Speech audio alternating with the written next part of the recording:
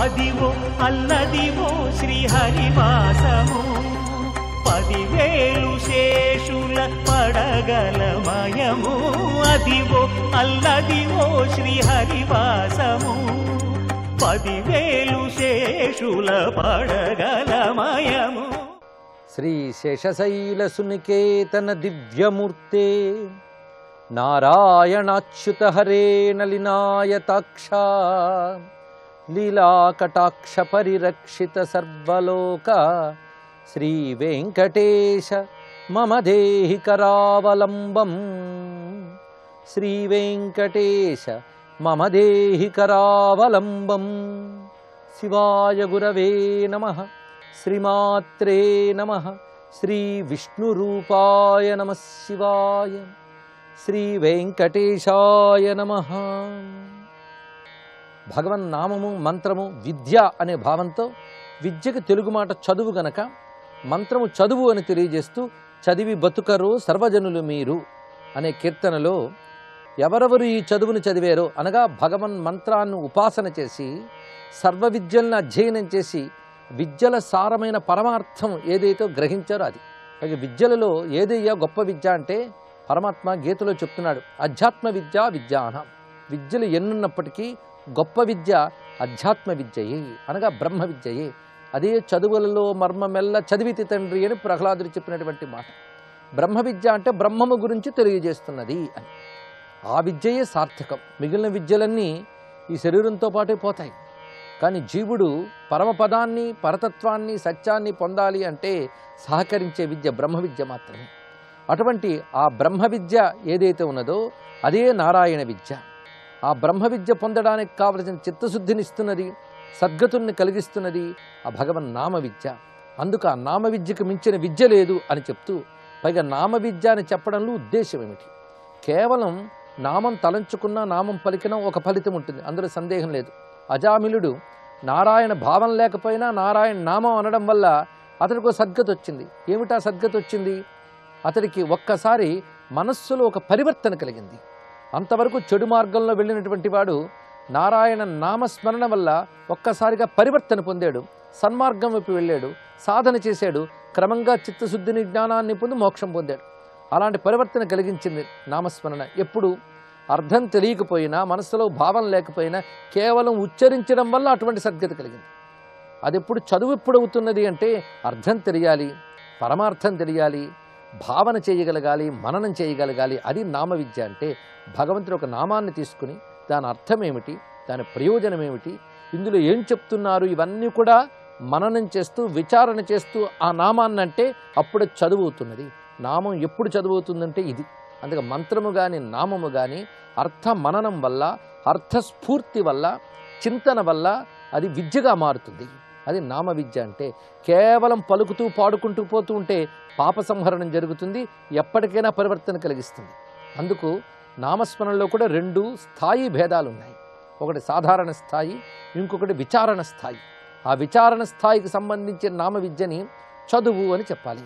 అందుకు ఇక్కడ ఆ చదువును చెప్తున్నాడు అనమాచారి. ఇక్కడ జతనమై ప్రహ్లాదుడు చదివినట్టి చదువు గతిగా నారాయణ అష్టాక్షరమిదియే. ఇక్కడ గతిగా అని చెప్పేటప్పుడు తరించడానికి గతి ఇది, ఇదే ఆధారము అని చెప్పడం ఇందులో ఉన్న భావం.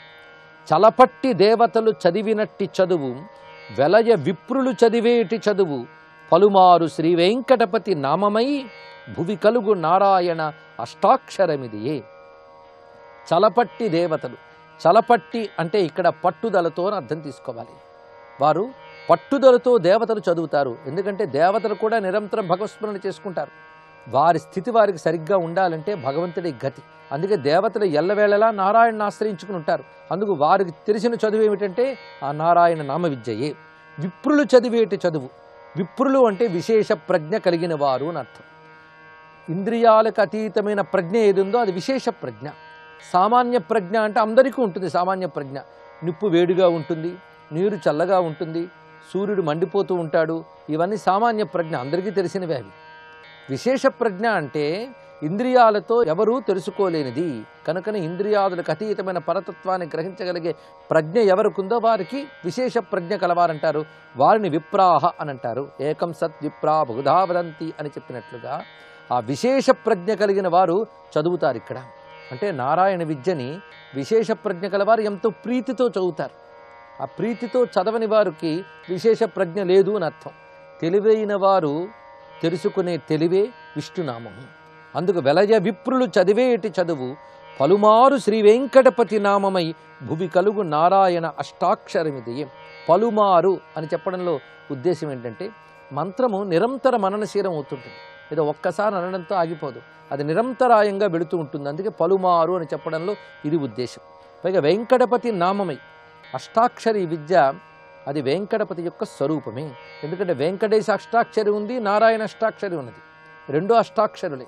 ఇలా మనం భావన చేసినట్లయితే వెంకటేశ్వర నామమే అష్టాక్షరి విద్య అని చెప్పడంలో అష్టాక్షరి మంత్రము వెంకటపతిని సూచిస్తున్నదే.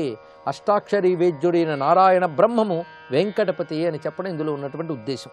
పలుమారు శ్రీ వెంకటపతి నామమై భువి కలుగు నారాయణ అష్టాక్షరమిదియే. భువి కలుగు అని చెప్పడంలో దేవతలు విప్రులు చదువుతుంటారు అంటే వాళ్ళ ప్రజ్ఞ వేరు, దేవతల స్థాయి వేరు, ఋషుల స్థాయి వేరు. వాళ్ళకు అందిన విద్య మన భాగ్యం కొద్దీ భూమి యందు మనకే లభిస్తున్నది అని చెప్పడమే భువి కలుగు అని చెప్పడంలో సులభంగా లభించిన విద్య ఇది అని.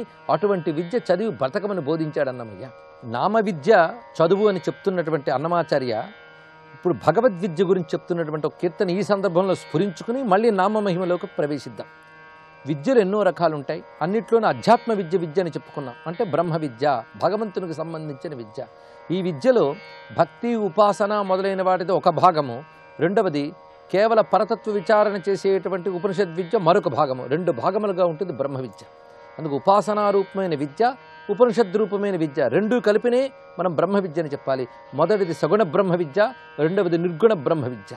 ఉపనిషత్తు నిజానికి రెండింటినీ చెప్తున్నది. అలాంటి సగుణ నిర్గుణ బ్రహ్మ విద్య ఏదైతే ఉన్నదో అది తెలుసుకోవడమే జీవితానికి సార్థకత. అది తెలియనంత వరకు బతుకు తెరువుకు పనికొచ్చే ఏవో చదువులు నేర్చుకుని అందులోనే ఏదో గొప్పవాళ్ళం అనుకుని ఒకరికొకరు సన్మానాలు చేసుకుంటూ గడపడం అన్నదే అదంతా అవివేకం అంటాడు అన్నమయ్య.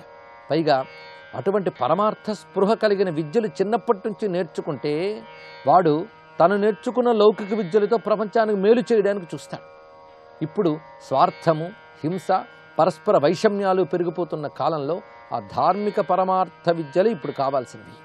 అటువంటి ధార్మిక పరమార్థ విద్యలు చదివే చదువు, ఆ చదువులే ఆ ప్రాచీన కాలం ఋషులు చదివినవి. కానీ కలియుగపు చదువులన్నీ కూడా అటువంటి చదువుని దూరం చేసే పనికిమాలిన చదువులు అనే విషయం ఆనాడు అన్నమయ్య చెప్పాడు. ఇది మనం గమనించితే ఆశ్చర్యచకితులమవుతాం.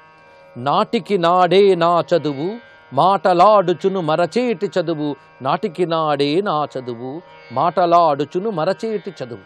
ఇది చాలా చక్కటి విశేషాన్ని ఇక్కడ చూపిస్తున్నాడు. ఒకటి, నాటికి నాడే నా చదువు, ఎప్పటికప్పుడే ఈ చదువు. ఇప్పుడు చదువుతున్న లౌకిక చదువులన్నీ ఎప్పటికప్పుడే చదువులని. పైగా మాటలాడుచును మరచేటి చదువు, మాట్లాడుతూ ఉంటేనే మర్చిపోతా అంటే ఈ విద్యలు. అంటే అర్థం ఏంటి? అంత గుర్తుంచుకోవలసినవి కావు. ఒక ప్రయోజనం దాటిన తర్వాత ఆ చదువు అయిపోతుంది. ఇది ఒక అర్థం.